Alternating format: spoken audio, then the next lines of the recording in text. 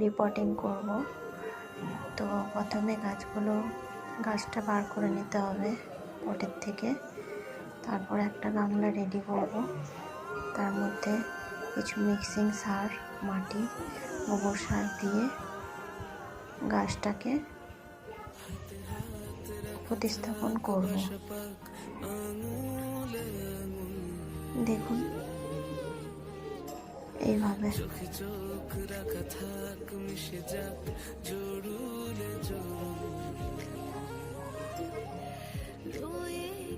এরপর গোবর সার আর মাটি দিয়ে দিচ্ছি।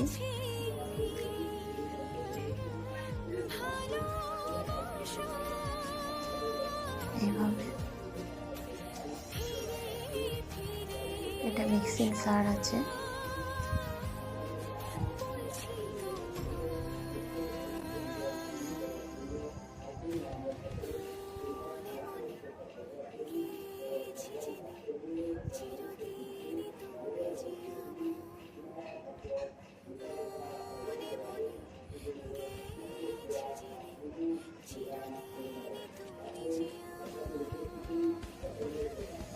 এভাবে একটু চেপে দেবেন।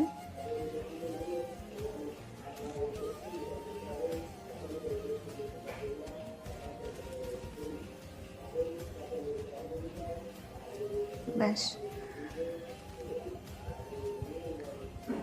গাছ লাগানো কমপ্লিট। এরপর জল দিয়ে গাছটিকে ছায়া জায়গায় রেখে দিতে হবে 3 দিন।